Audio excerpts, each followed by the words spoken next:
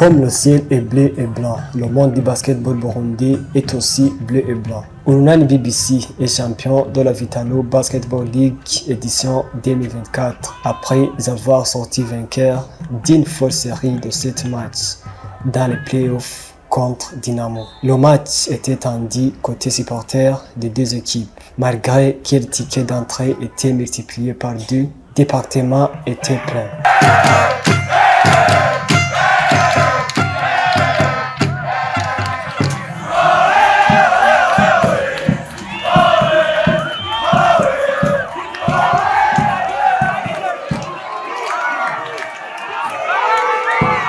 Quelques personnalités étaient aussi au rendez-vous. Bien sûr, dirigé par Gervais Abayeho, ministre ayant en charge le sport. À 13h15, le début de la rencontre. Pour commencer le match, Dynamo avait une agressivité magique auquel Urunani n'a pas pu s'en sortir. En conséquence, Dynamo a terminé les 3 premiers cartons en étant devant au score, avant que Jean-Jacques Boissy et ses coéquipiers ne signent la révolte dans le fait du 4e carton. Côté tactique, un petit point sur Elvis Sakizimana qui nous a habitués d'un man-to-man obligatoire contre un jeu clé de Dynamo depuis le 3e match où le Nigérian Prosper Onyebuchi chassait de près ou de loin son compatriote Israël Otobo après un match monstrueux de ce dernier lors du Game 2 avec 16 points et 17 rebonds. Une tactique qui a bien payé pour les 3e et 4e matchs puisque Otobo a totalement disparu dans ces 2 matchs. Pour le dernier match, Gafis a confié ce job à son protégé congolais, Jonathan Mons, pour déjouer toutes les tentatives de Kelvin Amayo, qui sortait d'un 6e match magnifique avec 20 points à son compteur, dont 4 paniers à 3 points. Quand on dit que Mons est le grand artisan de cette dernière victoire, bien sûr, aux côtés de Malik Ngenzahaj et de l'inévitable Jean-Jacques Boissy, avec 30 points, 5 passes décisives et 7 rebonds dans son dernier match, c'est une pire réalité. Épaulé par le reste de ses coéquipiers, ce trio a permis à Urunani de remporter le 7e match de cette série, 80 contre 75. Elvis Sakizimana, entraîneur d'Urunani, nous parle de tous les détails de ce titre chippé dans les bras de Dynamo.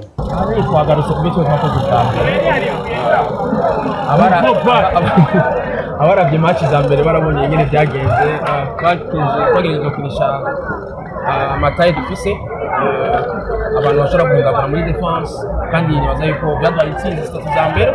Rero turavye ingene twabikoze muri game 6 na game 5 ntabyo twakoze neza, defense ntitwari tumeze neza, twakishije 80-90. Ça c'était pas nous twakoze ibintu twebwe.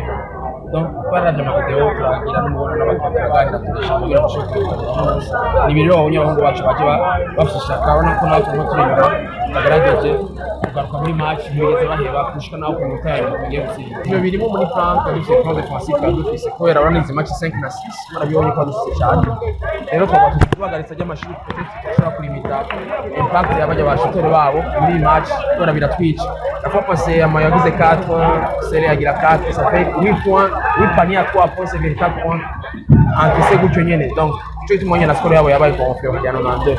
Rero twagerageje gukinisha abajya abantu bafite taye bare bayitanga afite ngo kugira ngo switching ishobore kureponda kuri bijya bintu mu buryo tutareka abajya abahungu babo ngo bashute ko barashaka. Uwo harashaka rero mu twikomeza kuri cyo kintu cya effective mugabo natwe arimo ama element mu tuzogerageza kurotena turafata mwe ngo twicare turabe abo tuzohura kwanza ifo tuyaponda kwanza kuri kuzenya yabo tuzohura nabo ama turabigira icyo dukeneye aho twoba tugwaye kugira ngo tubanforce. Rero ubu harashari kare ya competition yoroshe siyo kuvuga gupfa kuja gukina muri azikuse n'ama silikora no gahunda alimentation zayo urumva tuzora bikenewe hama tukora sino ndatwe turi pwaye kuja gukina hariya heruse mwiza n'abakose ni beza yase usaye ko twitegura ntakindi. Ibi rwego rushimishije cyane nibaza yuko murayibona no kuma réseaux sociaux ahantu hose baravuga ibya mu Burundi mugiye muraba ama page ama compte y'abantu bamwe batangaza ibintu bane ko masetse mu Burundi kuratangazwa hirya no hino kubera harimo aba international benshi bavuye hanze y'Abanyamerika, Abanigerian, Abasenegalais, Abacanadiens, ndazi Congo, ibihugu byinshi ngabi represent kandi n'abantu ba ball benshi n'abakinyi ba ball bamaze gukina bya make barankagira barose n'abakinyi bakinye mu ma G League. Donc bisigura yuko basket yo ngaha yaragize novuga intambwe turavye abakinyi bari ngaha hanyuma tubituma na niveau iduga, bimaze ko bizofasha n'abakinyi b'abarundi, bizofasha muri rusange basketball ndundi kuja kundi kwera kugira ku isima. Ico deja ni ikintu kigoye, tuzisigaye dukina ku isima, sinzi ko arandi n'abanzi bakina ku isima henshi, nibaza yuko bose bari muri salle bari kuri planche. Rimwe nemwe n'abakinyi bava hanze biramara imita mu mantuze y'iwabo muri jo y'iwabo, ico gituma twumva bahamagarira kubaka ikibuga, twumva ko biri hagufi, turabinyanyigisha kugira ngo nico kintu kizoza gituma basketball yacu ija ku rundi rwego, kubera nk'ubu unye hari abasiba kubera izuba, bavuga izuba n'igishinga cyane, hano abatinya kuza kubera imvura n'abatinya kuza kora buri kibanza. Sino yo dufite ahantu bate neza ngahanye mwari kubona abasuma ngaha ari abasigara muhira kubera babona izi condition borabiramo zobagora. Rero twizere ko nico kintu kigiye gukorwa byihuta kugira ngo ishobora kwakira n'izindi nkino, unishobora kwakira n'inkino mu Burundi kubera dufite ibibazo nk'ibi. Urumva unya ni equipe yo ngaha ikina gusanga igaca isohoka, nta competition international twakwakira, n'abakinyi bakomeye bari kuza gukina mu Burundi hari abatinya kubera bavuga ati bakinira ku zuba, bakinira ku isima. Donc twizere yuko ico kintu cyane kizokorwa igihe bose yakwita ya 3 points kinjira hajyanye. Je vu yuko byagaruka nyene hasi kuri equipe, umva byasigaye yuko turafashe turabagiye imbere. Rero hajya iyo uhirutse nyuma ya score match yose ukaje imbere biraguha izindi nguvu, kandi yabaza ko nyuma hajyanye atahandi manota basubiye kugira tuje tugiye kugira defense ama ya turonga namba ndasharinga hama sinkora jenyene turafite staff technique yacu ba Alex Baroni turi kumwe n'abandi bakinyi ba kera ndabo bamubona bicaye hajya hafi bara turechange twagana ingene twakora sije jenyene rafise logo nkora mugabo n'abajya bandi turakorana. Rero ko no munsi naronse agashiro saki wanje jenyene nakabakinyi bafashe kugira ngo ndashike no munsi ushobore gutsinda bakanyizera bakemera ndababwiye. Na board management yacu iranshikira ibyo ndimo byose, barampanura bakambwira, abafana biwacu bari nyuma y'wanje barabinyereka baramvugisha bakambwira yuko banshigikiye mu bihe byose ko turacamwo bizasha nk'ibibi. Rero ibyo byose birampaye energy, birampaye n'ingufu kugira ngo ashobore gukora ibyo nkunda kora no munsi, kandi basket ni ikintu nkora kuko ndagikunda, ndarara amajoro ndiko ndiga ndiko ndasubiramo ama video n'ibiki. Donc ya gushika no munsi rero akanya nakurunani sagafisi wenyene nakumuryango wose w'urunani urukino ruheze byo kuja ndacari ngaje gusara mu kuruna nivyo byo hanze nta byo nawo bimenye ubu unya ko ndacari ngaje mu runani je ndacibereye ngaha mu wanje. Urukino twakinye ngaha anye naciye mu biro byinshi muri misi ya nyuma ama ni nabake bari batwizera mugabo jewe muri jewe numva turabishoboye n'abakinyi b'wanje. Rero ibyangwano duciyemwo twaciye mu biro byinshi cyangwa duciyemo n'abakinyi numva umengo bonirekuye ni ibintu byanje muko nyene hama sanga byabaye mugabo n'umunezero nta kindi umunezero ko rero umuntu aba mazisha cyane.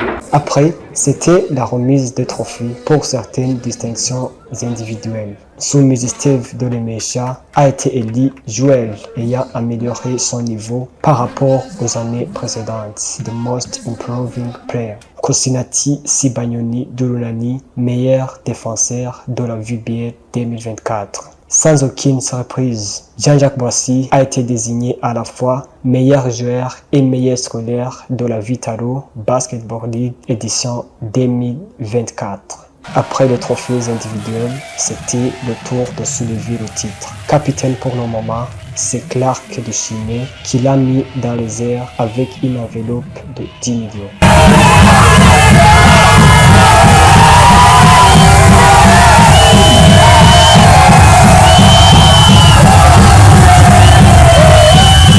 Après ces événements, Hachiman Claver, président de la FEBABU, a exprimé sa gratitude pour cette saison qui n'a manqué quelques lankines. Turanezerewe cyane kubona turangije ibiganwa mu mahoro n'umutekano bidasanzwe. Twatanguye nabi gutangura igenekerezo rya 18 z'ukwa gatanu twihuta duhera ku cyo twise Road to VBL, turayiheza tujya kuri VBL Elite 8 irahera. Ubu naho turangije playoffs yari imaze inkino indwi. Turanezerewe cyane, turanezerewe kuko uravye nk'iyi playoff mwanya imaze ama game 7 ibintu bisanzwe hanyuma kubona dushoboye kurangiza higanwa twaritanguye dutevye tukarirangiza mu kiringo ciza ukuri twebwe kunezerwa cyane rwose yego turashimye cyane rwose turakenguruka inama yabidufashije nta ngorane nyinshi twahuye ingorane twahuye cyane cyane zari ingorane z'uburyo tugitangura twarakoze dukora nabi kugeza n'aho abarubitre agahembo kabo twabarindirije bakamara inkino zirenga 30 barindiriye ariko baradufashije tubashimire cyane ahubwo hanyuma icyo kibazo cyarahavuye mu nyuma haza ikibazo novuga nk'ingorane twarahuye y'imigwi yavuga iti twebwe turakeneye kugira abarubitre abanyamahanga ko abarubitre bo ngaha ntitubizeye mwarabonye ko twabazanye abarubitre babiri b'abanyamahanga izo byose izo ngorane zose twagize twarashoboye kuzisirimonta ubu bimeze neza cyane rwose turishimye cyane ikintu cya mbere giye gukurikira ni uko umugwi w'urunani uhejeje gutsinda iri higanwa uzoserukira uburundi ku magenekerezo ya 15 gushika 20 z'ukwezi kw'icumi i Dar es Salaam muri Hot to Bar. Icya kabiri ni uko iyindi migwi ibiri uwa gatatu n'uwa kane nayo izoserukira uburundi mu nkino zo mu karere muri zone 5 izobera i Zanzibar. Urunani nabwo higanwa rizobera i Dar es Salaam. Hanyuma ibindi bizokurikira nuko hariho abana mwabonye bagiye i Dar es Salaam barasinda bazana igikombe nabo bazoja gukina muri ukwezi kw'icumi inkino zitwa Afro Basketball zizobera muri Egypte bidahindutse naho muri uko kw'icumi. Nagira ndabibutse yuko ku bihano twaciriwe twarukuriha amande y'ibihumbi 50 by'amafaranga y'amaswiss bikarihwa mu mice ine. Umuce wa mbere twarukuriha ibihumbi 5 twarabirishe no munsi tuvugana twarabirishe hasigaye ko turiha igice cya kabiri kingana n'ibihumbi 20 by'amafaranga y'amaswiss naho twaba dufise ikiringo ntabanduka itagerekereza 30 z'ukwa gatandatu mu mwaka kuriho bwa mbere nagenda bamenyeshe yuko twarishe twikoze ku buryo twahawe n'abarorerezi abakunzi ba basketball byaragenze neza.